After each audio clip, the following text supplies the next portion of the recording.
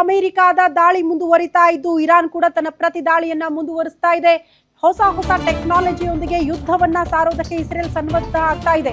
ಇದರ ಮಧ್ಯೆ ಅಮೆರಿಕ ಜೊತೆ ಸಂಧಾನ ಮಾತುಕತೆಗೆ ಇಲ್ಲ ಅನ್ನೋದರ ಡೀಟೇಲ್ ಸಿಗ್ತಾ ಇದೆ. ಈಗೇನಿದ್ದರೂ ಕೂಡ ಯುದ್ಧ ಕಾಲ, ತಕ್ಕ ಶಾಸ್ತಿ ಕಲಿಸೋದೇ ನಮ್ಮ ಮುಂದೆ ಇರುವಂತ ಆಪ್ಷನ್. ನಾವು ಪ್ರತೀಕಾರ ತೀರಿಸಿಕೊಳ್ಳೋದು ಖಚಿತ ಅಂತ ಅಮೆರಿಕ ಕೂಡ ಘೋಷಣೆ ಮಾಡಿಬಿಟ್ಟಿದೆ. ಇರಾನ್ ದಾಳಿಯಲ್ಲಿ 500 ಇಸ್ರೇಲ್ ಸೈನಿಕರು ಕೂಡ ಹತರಾಗಿದ್ದಾರೆ ಅನ್ನೋದರ ಮಾಹಿತಿ ಸಿಗ್ತಾ ಇದೆ. ವಿನಾಕಾರಣ ಇರಾನ್ ಮೇಲೆ ದಾಳಿಯನ್ನ ನಡೆಸಲಾಗಿದೆ. ಖಮೇನಿ ಹತ್ಯೆಗೆ ತಕ್ಕ ಪ್ರತೀಕಾರವನ್ನ ತೀರಿಸಿಕೊಳ್ತೀವಿ ಅಂತ ಇರಾನ್ ಕೂಡ ಹೇಳ್ತಾ ಇದೆ. ವಿಶ್ವಸಂಸ್ಥೆಗೆ ಪತ್ರ ಬರೆದ ಇರಾನ್ ರಕ್ಷಣಾ ಸಚಿವ ಅನ್ನೋದರ ಡೀಟೇಲ್ ಸಿಗ್ತಾ ಇದೆ. ಸುಮ್ಮನೆ ನಮ್ಮ ರಾಷ್ಟ್ರ ಮೇಲೆ ದಾಳಿಗಳಾಗ್ತಾ ಇದೆ, ಇದನ್ನ ಸಹಿಸಿ ಕೂತ್ಕೊಳ್ಳಕ್ಕಾಗಲ್ಲ. ಅಮೆರಿಕ ಜೊತೆ ಈ ಬಾರಿ ಸಂಧಾನ ಸಭೆ ಅಂತೂ ಇಲ್ವೇ ಇಲ್ಲ.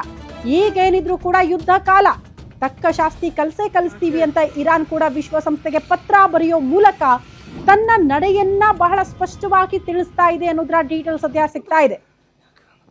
ಅಲ್ಲಿಗೆ ಸದ್ಯಕ್ಕೆ ಕದನ ವಿರಾಮ ಅಥವಾ ಶಾಂತಿ ಒಪ್ಪಂದ ಈ ಯಾವ ಬೆಳವಣಿಗೆಯನ್ನ ಕೂಡ ನಿರೀಕ್ಷೆ ಮಾಡೋದಕ್ಕೆ ಸಾಧ್ಯ ಇಲ್ಲ ಅಂತ ತನ್ನ ಸರ್ವೋಚ್ಚ ನಾಯಕನ ಸಾವಿಗೆ, ಹತ್ಯೆಗೆ ಪ್ರತೀಕಾರ ತೀರಿಸಿಕೊಳ್ಳೋ ತನಕ ಕೂಡ ಇರಾನ್ ಅಟ್ಯಾಕ್ ಮಾಡೋದು ನಿಶ್ಚಿತ ಅನ್ನುವಂತಹ ವಿಚಾರವನ್ನ ಒಪ್ಕೊಳ್ತಾ ಇದೆ.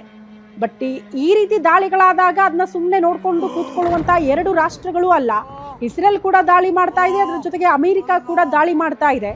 ಇಂಥ ಪುಟ್ಟ ರಾಷ್ಟ್ರ ಎರಡು ದೊಡ್ಡ ರಾಷ್ಟ್ರಗಳ ಅಟ್ಯಾಕ್ ಅನ್ನ ಸಮರ್ಥವಾಗಿ ನಿಭಾಯಿಸಬಲ್ಲದ, ಇದು ಪ್ರಶ್ನೆ ಇದೆ.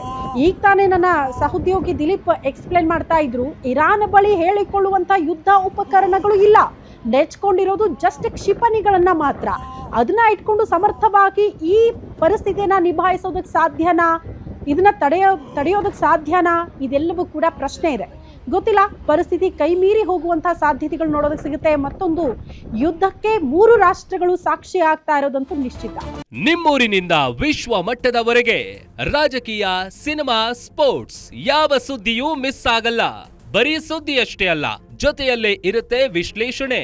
ಗ್ಯಾರಂಟಿ ನ್ಯೂಸ್ ನ ಸಬ್ಸ್ಕ್ರೈಬ್ ಮಾಡಿ, ಫಾಲೋ ಮಾಡಿ, ಕ್ಷಣ ಕ್ಷಣದ ಅಪ್ಡೇಟ್ಸ್ ಪಡೆಯಿರಿ.